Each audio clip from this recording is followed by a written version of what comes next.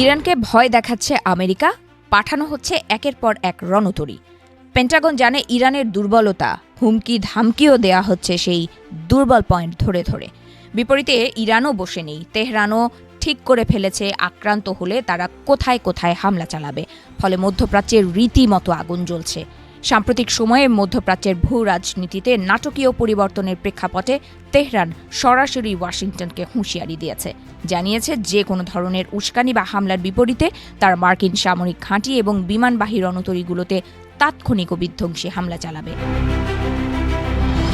ইরানের এই কঠোর অবস্থান মূলত এমন এক সময়ে সামনে এলো যখন ইউরোপীয় ইউনিয়ন দেশটির শক্তিশালী সামরিক বাহিনী ইসলামিক রেভলিউশনারি গার্ড কোর IRGC-কে সন্ত্রাসী সংগঠন হিসেবে তালিকাভুক্ত করেছে।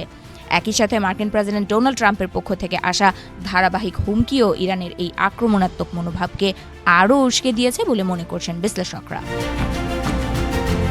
ইরানি সামরিক বাহিনীর উচ্চপদস্থ কর্মকর্তারা অত্যন্ত স্পষ্ট ভাষায় জানিয়েছেন, মধ্যপ্রাচ্য জুড়ে ছড়িয়ে থাকা মার্কিন সামরিক স্থাপনাগুলো এখন তাদের মাঝারি পাল্লার ক্ষেপণাস্ত্রের আওতাভুক্ত। ব্রিগেডিয়ার জেনারেল মোহাম্মদ আকরামিনিয়া দেশটির রাষ্ট্রীয় টেলিভিশনে দেয়া এক সাক্ষাৎকারে দাবি করেছেন, মার্কিন বিমানবাহী রণতরীগুলো বাইরে থেকে যতটাই শক্তিশালী মনে হোক না কেন, সেগুলোর ভেতরে অনেক গুরুতর দুর্বলতা রয়েছে যা ইরানের আধুনিক ক্ষেপণাস্ত্র প্রযুক্তির সামনে অত্যন্ত নাজুক। তার মতে, মার্কিন প্রশাসন যদি ইরানের সামরিক সক্ষমতা নিয়ে কোনো ধরনের ভুল হিসাব নিকাশ করে, তবে তার পরিণতি হবে ভয়াবহ এবং তৎকালীন পরিস্থিতির দায়ভার সম্পূর্ণভাবে ওয়াশিংটনকেই নিতে হবে। IRGC-কে সন্ত্রাসী সংগঠন হিসেবে ঘোষণা করার বিষয়টি ইরান তাদের জাতীয় সার্বভৌমত্বের ওপর চরম আঘাত হিসেবে দেখছে। তেহরানের পক্ষ থেকে সাফ জানানো হয়েছে, তাদের সশস্ত্র বাহিনীকে অবমাননা করার কোনো চেষ্টাই বিনা চ্যালেঞ্জে ছেড়ে দেওয়া হবে না।